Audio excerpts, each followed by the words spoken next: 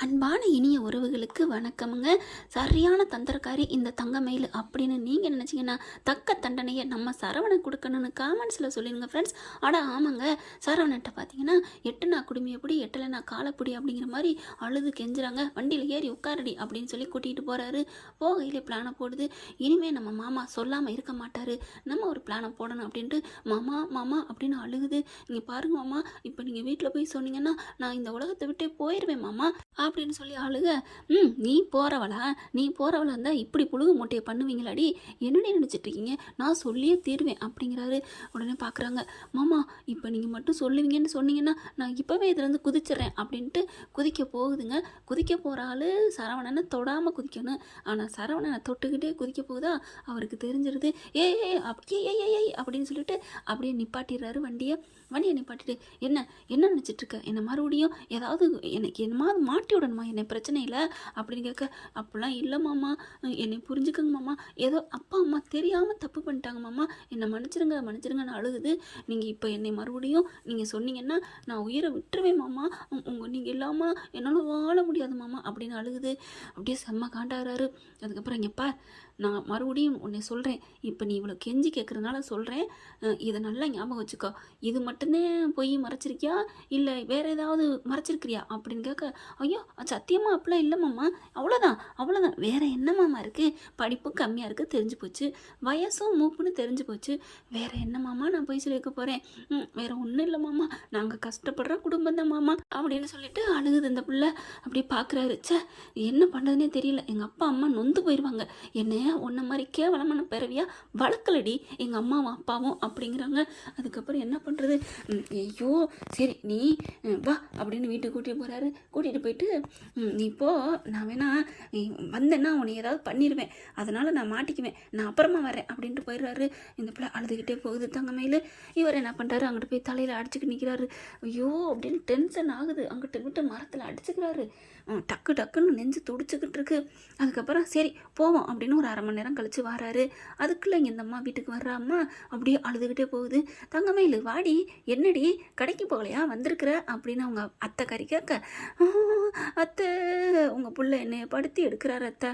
அடி பாவி, master plan போட்டுருச்சுங்க, ஏன்னா எப்படியும் வந்து சொல்லிடுவார், அதனால அவர் மேலே பழிய போடுவோம் அப்படின்னு சொல்லிட்டு என்னத்தை பண்ண சொல்கிறீங்க, நான் இனிமேல் உயிரோடு இருக்க மாட்டேன்னு வீட்டுக்குள்ளே ரூமுக்குள்ளே போயிட்டு கதவை சாத்திக்கிட்டு நான் இந்த உலகத்தை விட்டே போகிறேன் அத்தை.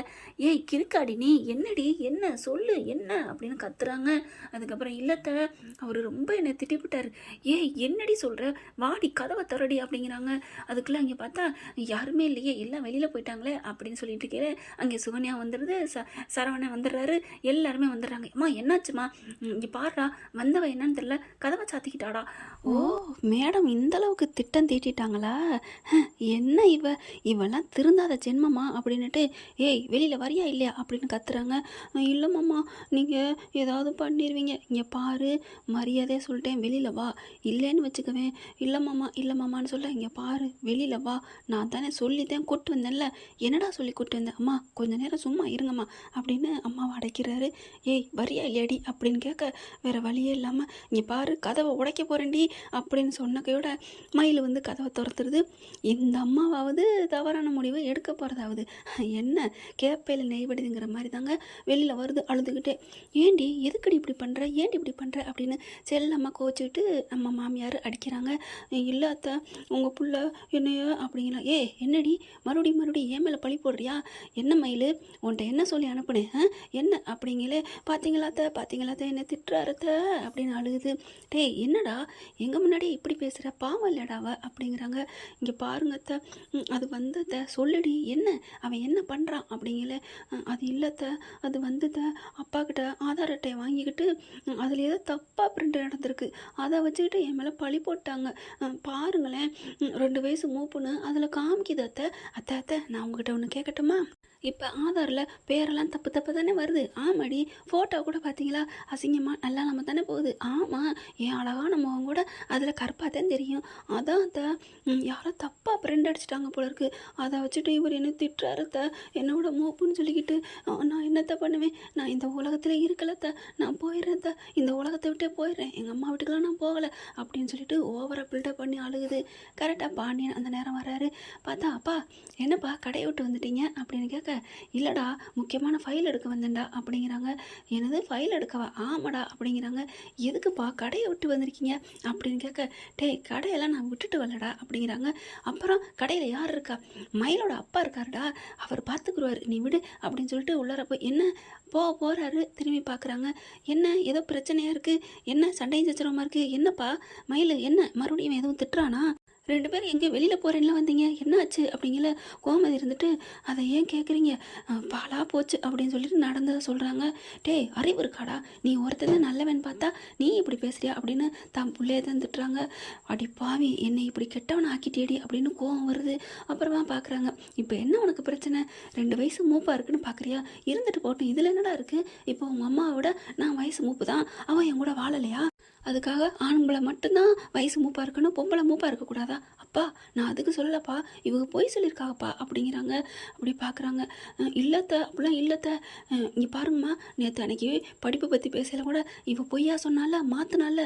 ஆமாம் எனக்கும் தெரியும் தான், ஏதோ படிப்பு எந்த வருஷமாக முடிச்சேன்னு சொல்லிட்டு. அம்மா நான் சொல்கிறத கேளுங்கம்மா, அவள் அதெல்லாம் படிக்கலை அப்படிங்கிறாங்க. ஏய் என்னடா சொல்கிற? ஆமாம்மா அதுலேயும் ஃப்ராடுத்தனம் தான். இல்லை இங்கே பாருங்கள், இவர் என் மேலே பழி போடுறாரு அத்தை, அப்படிலாம் இல்லை அத்தை அப்படிங்கிறாங்க. என்னடி இப்போ என்ன, நீ டிகிரி 2 டிகிரி படிக்கலையா, என்ன அவன் சொல்கிறான்? அப்படிலாம் இல்லை. அப்புறம் நான் 12வது அத்தை படித்தேன் அப்படிங்கிறாங்க. அடி பாவி, அப்புறம் ஏன்டி அப்படி டிகிரின்னு சொன்னீங்க அப்படின்னு கேட்க, அம்மா தான் பயத்தில் என்ன சொல்கிறேன்னு தெரியாமல் போய் சொல்லிடுச்சு, நான் வேணாம் அதெல்லாம் தப்புன்னு சொன்னேன் அத்தை, மனசறிஞ்சு நான் எந்த தப்பும் பண்ணல அத்தை, நான் நல்லா தானே வேலை பார்க்குறேன், நான் வீட்டுக்கு ஏதாவது குறை வச்சுருக்கேனா அத்தை அப்படிங்கல. பாண்டியன் பார்க்குறாரு. டேய் என்னடா உனக்கு பிரச்சனை, 12வது படிச்சிருக்கு, கணக்கு வழக்கு எழுத தெரியுதுல்ல, அது போதும் விடு. இப்போ என்ன அவங்க அம்மா பண்ணதுக்கு இந்த பிள்ளை என்ன பண்ணும், விட்டு தள்ளுடா. அந்த பிள்ளை பாட்டுக்கு ஏதாவது தவறான முடிவு எடுத்தா என்னடா பண்ண முடியும், உனக்கு தான் கல்யாணம் ஆகாமல் தானே இருந்த, விடுடா அப்படிங்கிறாங்க.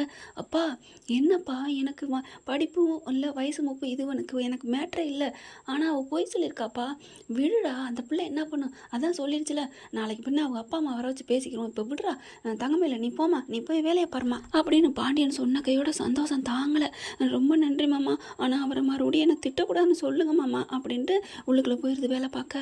அப்படியே செம்ம காண்டாடுறே. என்னடா வாடா அப்படின்னு காண்டா நிற்கிற உங்கள் மயனை கூட்டிகிட்டு, சரி மயில் சரிம்மா நான் கோமதி அந்த ஃபைலை போய் எடுத்துட்டோம் அப்படிங்கலாம் எடுத்துகிட்டு வராங்க. எடுத்துகிட்டு கிளம்புறாங்க. வாடா அப்படின்னு வண்டியில் கூட்டிகிட்டு போகிறாரு. ஏன்டா அந்த பிள்ளை பாவண்டா, அந்த பிள்ளை என்ன தப்பு பண்ணியிருந்தாலும் சரிடா, வாழ்கிற வழியை பாருடா, அந்த பிள்ளை என்ன குறை வச்சிருச்சு, இதெல்லாம் ஒரு உலகத்தில் தப்பா, விட்டு தள்ளு அப்படிங்கிறாரு. அப்படியே பார்க்குறாரு. இன்னும் அவள் என்னென்ன மறைச்சிருக்கான்னு யாருக்கு தெரியும், டேய் விடுடா அப்படிங்கல. கரெக்டாக பார்த்தீங்கன்னா அந்த கதிரேசனை பார்க்குறாரு. பார்த்தோன்னே வண்டியை நிப்பாட்டி அப்படின்னு நிப்பாட்டிடுறாங்க. என்னண்ணே 10,000 பணம் எங்க? என்னது 10,000 பணம் எங்க? என்ன நினச்சிட்ருக்கீங்க? நான் தான் கொடுத்துட்டேனே. யார்கிட்ட கொடுத்தீங்க? உங்கள் மருமகளோட அப்பா கிட்ட தான், உங்கள் சம்மந்திக்கிட்ட தான். அவர்கிட்ட கொடுத்தீங்களா? எப்போ கொடுத்தீங்க? இல்லையே அப்படிங்கிறாங்க. அவர் என்கிட்ட கொடுக்கலையே. அப்பா அதெல்லாம் பயங்கரமான வேலை நடந்துட்டுருக்குப்பா. என்னடா சொல்கிற? ஆமாம் அப்படிங்கல. வாங்க நம்ம கடைக்கு போவோம் அப்படின்னு சொல்லிட்டு கூப்பிட்றாங்க. அதுக்கு கரெக்டாக பார்த்தா அவர் அந்த நேரத்தில் முக்கத்தில் வந்து டீ குடிக்கிறதுக்கு நிற்கிறாரு. பார்த்தோன்னா அப்பா மயில் அப்பாப்பா அப்படிங்கிறாங்க. மயில் அப்பா பார்த்தோன்னே என்ன சம்மந்தி இங்கே வந்து நிற்கிறீங்க? இல்லை தலை வலிச்சிச்சு அதான் டீ குடிக்க வந்தேன். அப்போ கடையில் ஒரு ஆளை வச்சுட்டு தான் வந்திருக்கேன். யார் அவங்க? கடைக்கு வந்தவங்க தான். என்னங்க உங்கள்கிட்ட ஜாமான் அழுட்டு போயிட்டா என்ன பண்ணுறது, என்ன நீங்கள் இப்படி பண்ணுறீங்க அப்படின்னு சரவணன் சொல்கிறாரு. சம்மந்தி என்ன சம்மந்தி உங்கள் பிள்ளை எப்படி திட்டுறாரு? டே இருடா, நானே கேட்கன்னு இருக்கேன், உங்ககிட்ட பணம் இவங்க கொடுத்தாங்களா 10,000 அப்படின்னு கேட்க, ஐயோ அப்படின்னு பார்க்குறாங்க. அப்படியே மேலே கீழே முழிக்கிறாரு.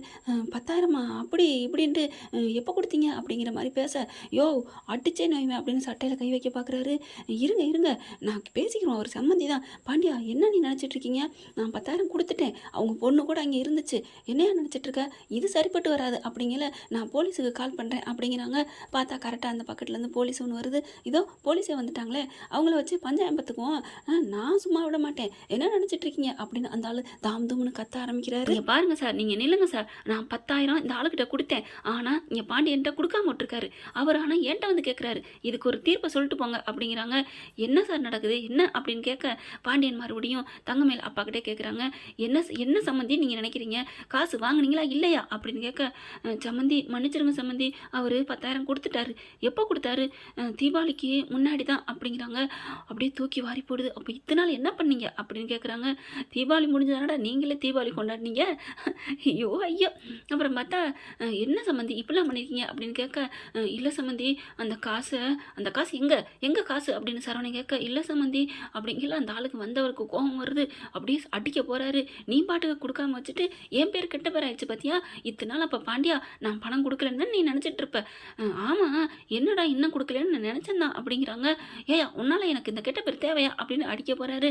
அதுக்கப்புறம் பாண்டியன் சம்மந்தி உண்மைதான், அந்த காசை வச்சு என் பொண்ணுக்கும் உங்கள் பையனுக்கும் தான் சீர் செஞ்சேன், நான் ஒன்றும் பண்ணலை அப்படிங்கிறாங்க. அப்படியே தூக்கி வாரி போடுது. ஏயா எங்கள் காசை வாங்கி எங்களுக்கே நீ வந்து சீர் செய்வியா, என்னையா நீ நினச்சிட்டு இருக்க அப்படிங்கல. சம்மந்தி என்னை மன்னிச்சிருங்க சம்மந்தி அப்படி இப்படிங்கிறாங்க. அதுக்கப்புறம் என்னை மன்னிச்சுக்கோங்க, என் சம்மந்தி தான் வாங்கிட்டாரா, நான் வாங்கிக்கிறேன், நீங்கள் கிளம்புங்க அப்படிங்கிறாங்க. போலீஸ்காரவங்ககிட்டே சொல்லிடுறாங்க. அதுக்கப்புறம் அவங்க போயிடுறாரு. ஏன்னா காசு வாங்கியாச்சுன்னு தெரிஞ்சிச்சா, வந்தவர் போயிட்டாரு. அதுக்கப்புறம் சம்மந்தி என்னை மன்னிச்சுக்கோங்க அப்படிங்கிறாங்க. உன் மூஞ்சில் முழிக்கிறதே பாவையா, வீட்டில் என்னன்னா உன் பொண்ணு பித்தலாட்டம், இங்கே என்னன்னா நீ பித்தலாட்டமா, இப்போதான் தெரியுது. அப்போ காணாமல் போன காசெல்லாம் நீங்கள் தான் எடுத்துகிட்டு போனீங்களா. சம்மந்தி அப்படிலாம் இல்லை அப்பா, நான் சொல்கிறப்பா அப்படி தான், இவன் தான் பணத்தை எடுத்துகிட்டு போனது அப்படிங்கிறாங்க. மாப்பிள்ளை என்ன மாப்பிள்ளை மரியாதை இல்லாமல், யோ உனக்கெல்லாம் என்னையா மரியாதை, நல்ல புழுகு மூட்டையாக அவுத்து விட்டுருக்கீங்க, புழுகு மூட்டையை பொட்டணம் கட்டி எங்கள் வீட்டுக்கு அனுப்பிட்டு அப்படின்னு கத்துறாங்க. என்ன ஓயாமல் புழுகு முட்டைங்கிறானே மாப்பிள்ளை அப்படின்ட்டு, என்ன மாப்பிள்ளை, யோ மாப்பிள்ளை இப்படிங்கிற வேலையெல்லாம் வச்சுக்காத அப்படின்னு சொல்கிறாங்க. அதுக்கப்புறம் போகிறாங்களா கடைக்கு போயில பின்னாடியே போகிறாரு. எங்கே வர்றீங்க, கடைக்கு சம்மந்தி. என்ன சம்மந்திங்கிற பேச்சே நீ இல்லை, கடை பக்கம் காலை வச்சிங்க அவ்வளோதான், வெட்டிடுவேன் கிளம்புங்கய்யா அப்படிங்கிறாங்க. அதுக்கப்புறம் சம்மந்தி மாப்பிள்ளை அப்படிங்கிறாங்க. போறியா என்ன அப்படின்னு சொல்லிட்டு அடிச்சு வட்டி விட்டுறாங்க. சே இந்த காலத்தில் யாரையுமே நம்ப முடியலை, என்ன பண்ணுறதுன்னே புரியலே அப்படின்ட்டு போகிறாங்க. எப்படியோ இந்த ஆளை வரவிடாமல் பண்ணியாச்சு. இப்போ தங்கமேல் வாயால் உண்மையை வர வைக்கணுமே, இன்னும் அவள் என்னென்ன ஃப்ராடு பண்ணுறான்னு தெரியலையே. நம்ம அவ்வளோ சொல்லி கூட்டிகிட்டு போகிறோம், இனிமேல் இந்த ஃப்ராடுத்தனம் பித்தலாடுத்தனம் பண்ணாதுன்ட்டு. ஆனாலும் வீட்டுக்கு போய் தவறான முடிவு எடுக்கிற மாதிரி நாடகம் போட்டு நம்ம மேலே திருப்பி விட்டாலே, அவள் பெரிய ஆளாக தான் இருப்பா அப்படின்ட்டு மனசுக்குள்ளே பிளானை போடுறாரு. கண்டிப்பாக நகை விஷயமும் கண்டுபிடிக்கத்தான் போகிறாரு சரவணே. ஓகே ஃப்ரெண்ட், பார்க்கலாம். கண்டிப்பாக கூடிய சீக்கிரம் கண்டுபிடிக்கட்டும் அப்படின்னு கமெண்ட்ஸில் சொல்லிடுங்க. இந்த பற்றி உங்களுக்கு பிடிச்சிருந்துச்சுன்னா உங்கள் பொண்ணான கையில் லைக்கை போட்டு சப்ஸ்கிரைப் பண்ணிடுங்க. Thank you friends.